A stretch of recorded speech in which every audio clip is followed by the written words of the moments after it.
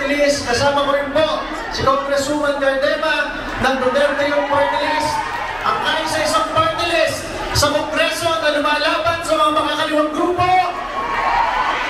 Ang kaisa-isang party list sa Kongreso na nagbabalik ng death penalty para sa mga kriminal, terorista, drogista. At ang kaisa-isang party list na nagtanggol kay Pangulong Rodrigo Duterte sa ating Kongreso. Ngayong araw po na ito ay araw ng pasasalamat natin kay Pangulong Rodrigo Duterte. At sa lahat po ng dapat magpasalamat, ako po na isang anak ng OFW ay nagpapasalamat ng lubos sa ating Pangulong Rodrigo Duterte dahil ako po isang laki sa hirap, anak ng isang domestic helper, katulong na OFW, pero pinagkatiwalaan ng ating Pangulo para pangalagaan ng milyong-milyong kabataang Pilipino para ilayo ang inyong mga anak, apo, sa mga drogista, kriminal at NPA na terorista. Palakpakan po natin ang Pangulong Rodrigo Duterte. Alam nyo, ang inyong Duterte Youth Party List po, wala kaming TV ads, wala kaming radio ads, wala kaming billboard. Yung dala naming isang dark t-shirt na yan, yan nakakain sa isang dark t-shirt ng Duterte Youth Party List. Dito namin dinala sa inyo, sa ating mga OFWs.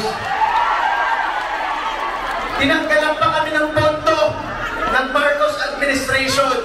Pero bakit kahit na wala tayong pondo, inaawan tayo, bakit ang pinaka-nauuna ngayon sa mga Pilipinas ay ang Duterte Youth Party List dahil mayorya ng mga Pilipino ay Duterte supporters. Kaya masabi ko sa inyo, kahit nagbalimbingan na ang mga senador at ang mga kongresista sa Pilipinas, tinraidor nila ang Pangulong Rodrigo Duterte, bumoto sila para i-impeach si Vice President Sara Duterte. Bakit hindi bumabalimbing ang inyong Duterte Youth Party List? Dahil alam natin na milyong-milyong Pilipino, milyong-milyong OFWs ang hindi kahit kailan babalimbing sa ating pinakamamahal na Pangulo, Rodrigo Duterte. Anong sinasabi nilang fake news ngayon sa Pilipinas? Tumakas daw ang Pangulong Duterte mula sa ICC, warrant of arrest. Ang masabi ko sa inyo, panoorin ninyo ang araw na ito na kasama ni Pangulong Duterte ang libo-libong OFWs. Dahil pagbalik ni Pangulong Duterte sa Pilipinas, dahil ni Pangulong Duterte ang milyong-milyong boto ng mga OFWs buong mundo. Alam na yung ginagawa nila kay Pangulong Duterte at kay Vice President Sara Duterte ay hindi kumakatawan sa kagustuhan ng mga Pilipino. Yung 240 na kongresista na yan na bumoto, alam mo yung ginagawa sa Davao del Sur? Sinisira ng mga taga-Davao yung tarpaulin ng congressman na bumoto para i-impeach si Sara Duterte. Kaya ang panawagan ng inyong Duterte Youth Party List sa mga party list sa Pilipinas, yung ibang party list dyan, kumakatawan daw sa OFW, yung iba daw kumakatawan sa mahihirap, yung iba kumakatawan sa iba't-ibang mga kabataan, pero lahat sila bumoto para i-impeach si Sara Duterte.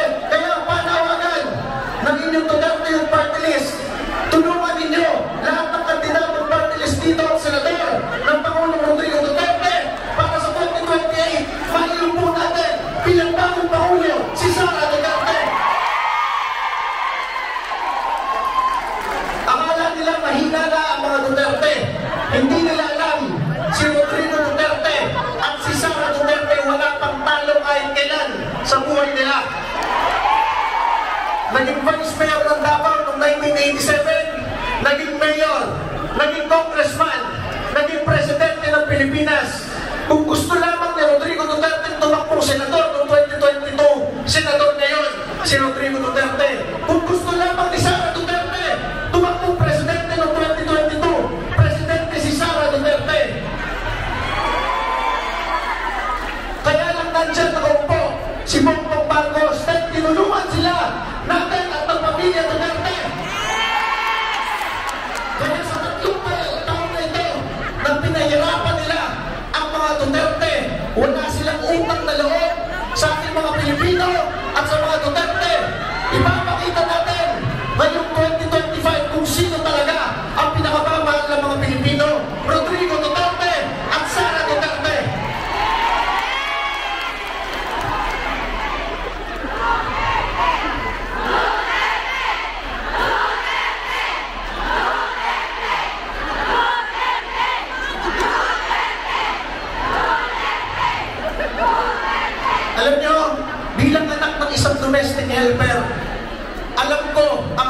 ng mga OFWs buong mundo. Nagpapadala kayo ng pera sa Pilipinas, umaasa kayo ng inyong mga anak ay mag-aral ng mabuti.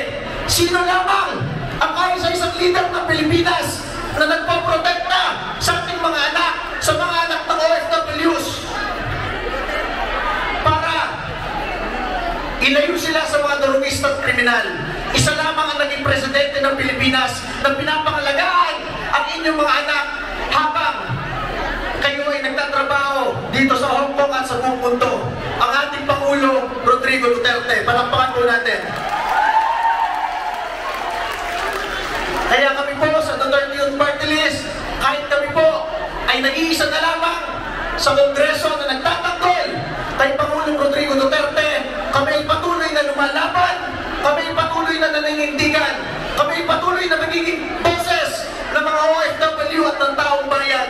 Dahil kasama namin kayo, kasama natin ang milyong-milyong Pilipino, at kasama natin si Pangulong Rodrigo Duterte at ang ating susunod na Pangulo, Sara Duterte.